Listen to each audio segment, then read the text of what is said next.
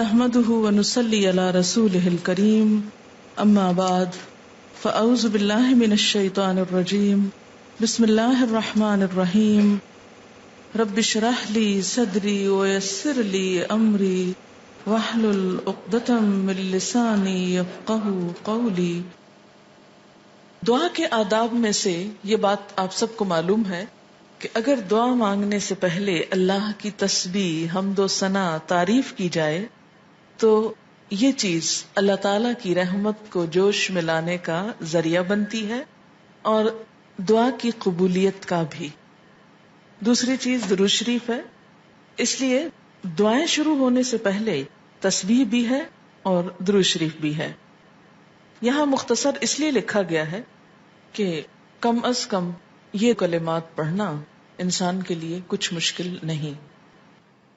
سبحان اللہ و بحمدہ عدد خلقہ ورضا نفسہ وزنۃ عرشہ ومداد کلماتہ۔ سبحان اللہ، پاک ہے اللہ، وبحمدہ، اور اس کی تعریف کے ساتھ، یعنی میں اس کی پاکی بیان کرتی ہوں، عدد خلقہ، اس کی مخلوق کی تعداد کے مطابق، کے برابر۔ عدد گنتی، تعداد، خلق بمعنی مخلوق، یعنی جتنی اس کی مخلوق ہے، اس کی جتنی تعداد ہے، جتنی اس کی کریشن ہے، ان سب کی تعداد کے برابر، گنتی کے برابر۔ وردا، اور رضامندی، نفس ہی، اس کے نفس کی، یعنی اس کے نفس کی یا اللہ تعالی کی ذات جس چیز پہ راضی ہے اور جتنی تعریف پہ راضی ہے اتنی تعریف کرتی ہوں۔ وزنۃ عرشہ، اور اس کے عرش کے وزن کے برابر، یعنی جس عرش پر اللہ تعالی متمکن ہے اس کا جتنا وزن ہے ہم تو اس کا احاطہ بھی نہیں کر سکتے، اس کے برابر۔ ومداد، اور سیاہی، کلمات ہی، اس کے کلمات کے لکھنے کی، یعنی قرآن پاک میں آتا ہے کہ اگر سارے سمندر سیاہی بن جائیں اور اتنے ہی اور بھی، اور سارے درخت قلمیں بن جائیں اور اللہ کے کلمات، اس کی تعریف لکھی جانے لگے تو سارے سمندر خشک ہو جائیں، لیکن اللہ کی باتیں کبھی ختم نہ ہوں۔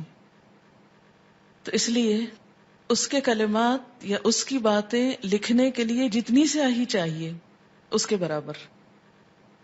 یہ مسنون تسبیح ہے اور بہت ہی خوبصورت، چند لفظ ہیں لیکن ایک بندہ مومن کے دل کے اندر اللہ تعالی کی محبت کے لیے، اس کی عظمت بیان کرنے کے لیے جو اس کے جذبات ہیں اس کی ایک عکاسی ہے۔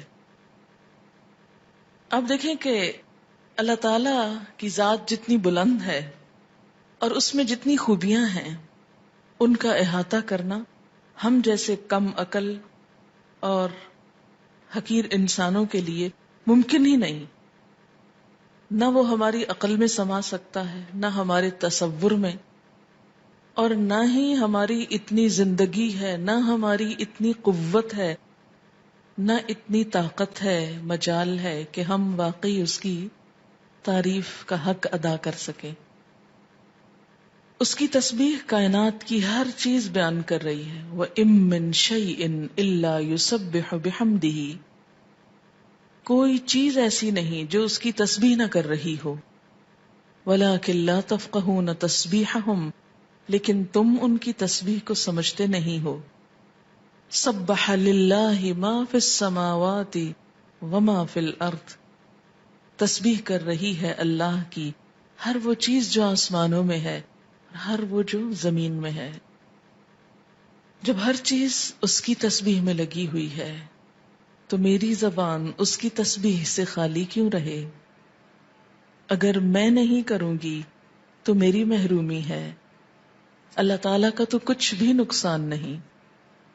بے شمار فرشتے صرف پیدا ہی اس لیے ہوئے ہیں کہ وہ اللہ کی تسبیح بیان کریں، اس کی تعریف بیان کریں. اس لیے تسبیح کرنا سراسر خود انسان کے اپنے فائدے کے لیے ہے. اس طرح انسان باقی کائنات کا ہم نوا ہو جاتا ہے.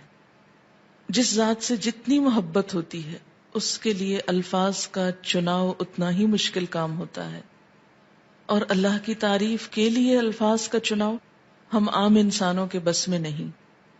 اس لیے ہمیں لازمی طور پر سہارا لینا ہے نبی صلی اللہ علیہ وسلم کے الفاظ کا. تو آپ نے جو الفاظ سکھائے مسنون بھی ہیں اور بہت جامع بھی ہیں. آپ صلی اللہ علیہ وسلم کی یہ خصوصیت تھی کہ انما اوتیت جوامع الکلم، مجھے جامع کلمات عطا کیے گئے ہیں.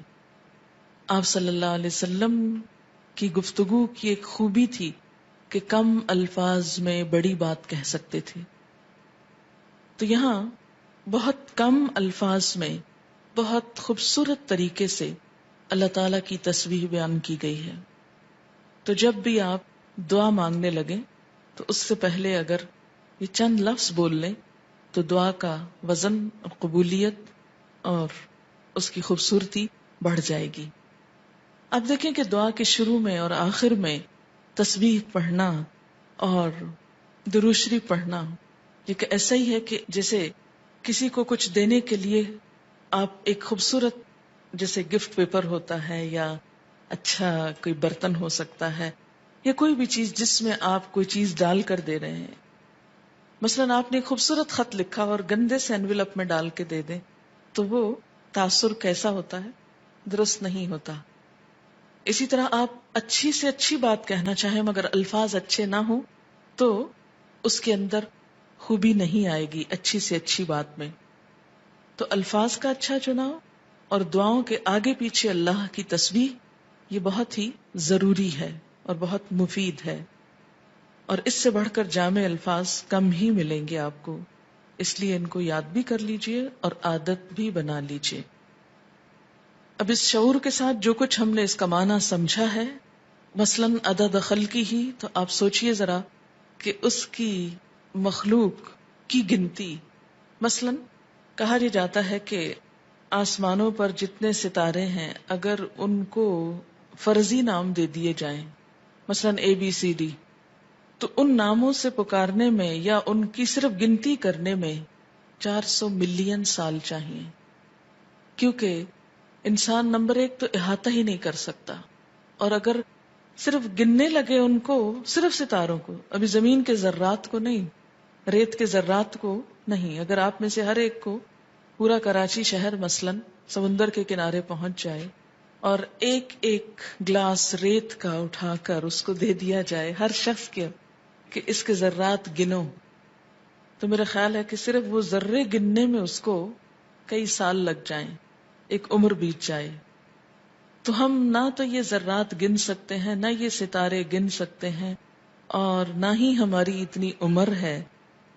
تو یہ ایک تسبیح لے کے اگر ہم چند دفعہ سبحان اللہ کہہ بھی دیتے ہیں تو اس سے حق نہیں ادا ہوتا. سارا دن بھی بیٹھ کے تسبیح پڑھیں تو مت کبھی سوچیں کہ ہم بڑے عبادت گزار ہو گئے اور بہت کچھ کر لی. کچھ نہیں کیا. کبھی اپنی عبادت کا انسان کو غرور نہیں آنا چاہیے، نہ کبھی عبادت کے تکبر میں مبتلا ہوں، کیونکہ ہم اللہ کا حق ادا کر ہی نہیں سکتے. تو پھر جب انسان یہ کہتا ہے عدد خلق ہی، تو گویا وہ سب کچھ گنا گیا جو آپ ویسے نہیں گن سکتے.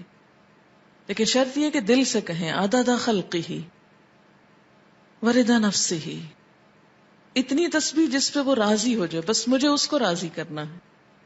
میں جب تک تسبیح کروں گا جب تک وہ راضی ہو جائے، اس کی رضا کے برابر. وزنۃ عرش ہی، اور وزن میں اس کا عرش، اس سے وزنی کوئی چیز نہیں، اور اس کے کلمات لکھنے کی سیاہی کے برابر. وہ کتنی ہے اس کا احاطہ بھی ہم نہیں کر سکتے. اب آپ دیکھیں لیکوڈ بھی آ گیا اور ایبسٹریکٹ چیز بھی آ گئی اور ٹھوس چیز بھی آ گئی، یعنی ہر چیز کا ایک طرح سے احاطہ کیا گیا. اب اس تصور کے ساتھ تسبیح پڑھی سبحان اللہ وبحمدہ عدد خلقہ ورضا نفسہ وزنة عرشہ ومداد کلماتہ